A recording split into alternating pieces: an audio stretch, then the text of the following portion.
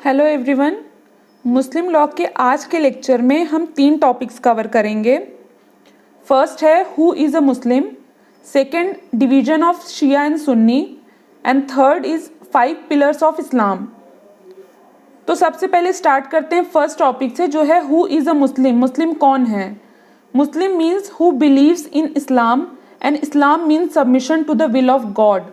मुस्लिम वो हैं जो इस्लाम में आस्था रखते हैं और इस्लाम का अर्थ होता है अल्लाह की इच्छा के प्रति समर्पण। A person born as Muslim continues to be a Muslim until he renounces Islam religion after attaining majority. मतलब एक व्यक्ति जो जन्म से मुस्लिम है वो तब तक मुस्लिम रहता है जब तक वो मुस्लिम रिलीजन को त्याग नहीं देता या रिनाउंस नहीं कर देता। बट इसके लिए कंडीशन ये है कि रिनाउंसमेंट आफ्टर अटेनिंग द मेजॉरिटी ही होना चाहिए। Any person who professes Islam is a Muslim as he acknowledges that there is one God and Muhammad is his prophet। मतलब कोई व्यक्ति जो इस्लाम कबूल करता है वो मुस्लिम है और उसका विश्वास है कि केवल एक गॉड है यानी अल्लाह और मोहम्मद उनके पैगंबर हैं। इससे रिलेटेड एक केस है नारन तखत वर्सेस प्रक्कल का। It was held that the essential doctrine of Islam is that there is one God and Muhammad is the prophet. For the purpose of application of Muslim law, Muslims को 2 categories में divide किया गया है। First है Muslim by birth and second is Muslim by conversion. मतलब Muslim law की applicability के उद्देश्य से मुस्लिम कौन है ये 2 कैटेगरी में डिवाइड किया गया है। पहला जो जन्म से मुस्लिम है और दूसरा जो कन्वर्जन द्वारा मुस्लिम बने हैं। According to sharia even if one of the parent is a Muslim the child will be Muslim. मतलब अगर माता पिता में से कोई एक भी मुस्लिम होगा तो उनकी संतान मुस्लिम होगी। But it has been seen under Hindu law if one of the parent is a Hindu and the other is Muslim and if the child is brought up as Hindu then the child will be Hindu. यहाँ पर हम एक case समझते हैं।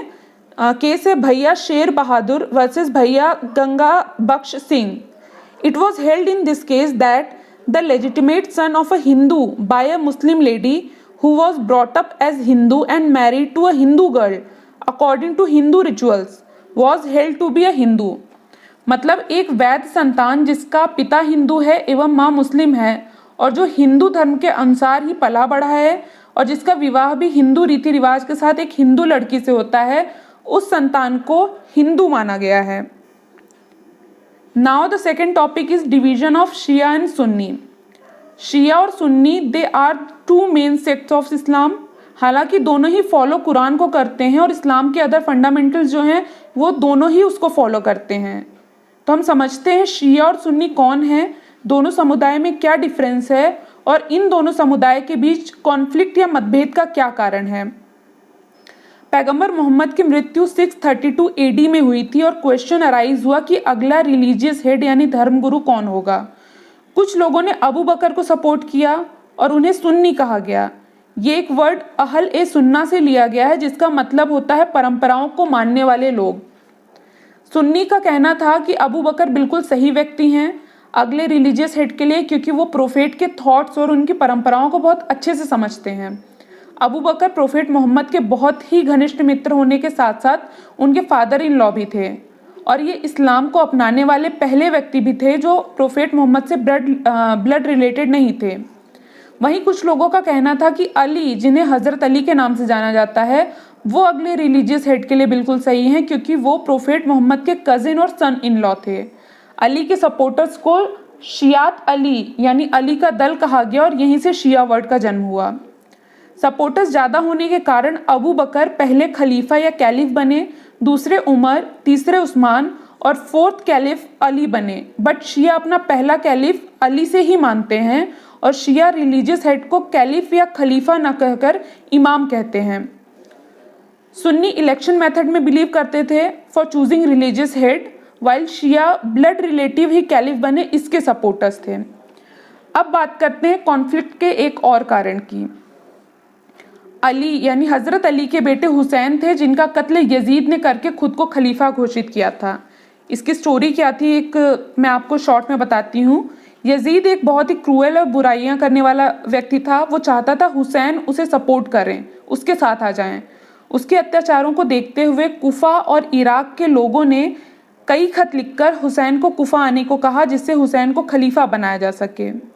680 AD में हुसैन ने हज पर जाने के उद्देश्य से मदीना स्थित अपना घर छोड़ा और मक्का की ओर रवाना हुए।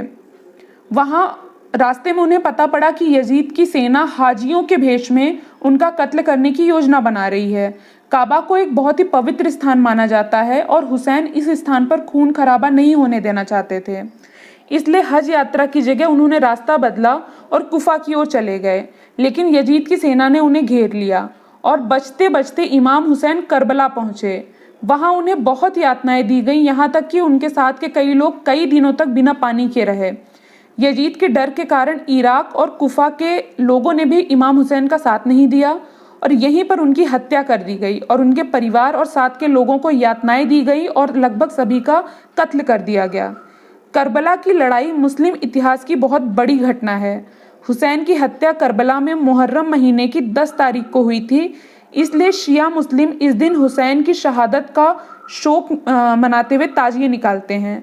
शिया और सुन्नी हुसैन की हत्या का आरोप एक दूसरे पर लगाते हैं और इसी वजह उनके बीच एक बहुत बड़ा मतभेद है। और अब बात करते हैं थर्ड पॉइंट की, 5 पिलर्स ऑफ इस्लाम। इस्लाम धर्म में 5 पिलर्स बताए गए हैं जिन्हें इस्लाम धर्म के हर व्यक्ति को मानना चाहिए। वो इस प्रकार हैं। फर्स्ट है शहादा, जिसका मतलब है फेथ या विश्वास। ये अल्लाह के ऊपर फेथ रखने की बात करता है। सेकेंड है सलाह, जिसका मतलब है प्रेयर या प्रार्थना यानी नमाज। इस्लाम धर्म में एक दिन में 5 बार नमाज की बात कही गई है। थर्ड है सान, जिसका मतलब है फास्टिंग, जो वो रोजे के तौर पर रखते हैं। फोर्थ है ज़काह यानी आर्म्स गिविंग या दान। हर मुस्लिम व्यक्ति को ये करना चाहिए, ऐसा बोला गया है। और फिफ्थ है हज यानी पिलग्रिमेज। हर मुस्लिम व्यक्ति को अपने जीवन में एक बार जरूर हज पर जाना चाहिए, ये माना गया है, ये बोला गया है। So these are the 5 pillars of Islam जिसको हर मुस्लिम व्यक्ति को मानना चाहिए। तो आज हमने 3 टॉपिक पढ़े। पहला who is a Muslim, second division of Shia and Sunni sect, और third 5 pillars of Islam. I hope आपको लेक्चर बहुत इजीली समझ में आया होगा। मैंने बहुत इजी लैंग्वेज में करके इसको समझाया है। And guys please do subscribe, इससे हम लोगों को इनकरेजमेंट भी मिलता है और अच्छे से काम करने के लिए। आज के लेक्चर को पूरा सुनने के लिए थैंक यू सो मच।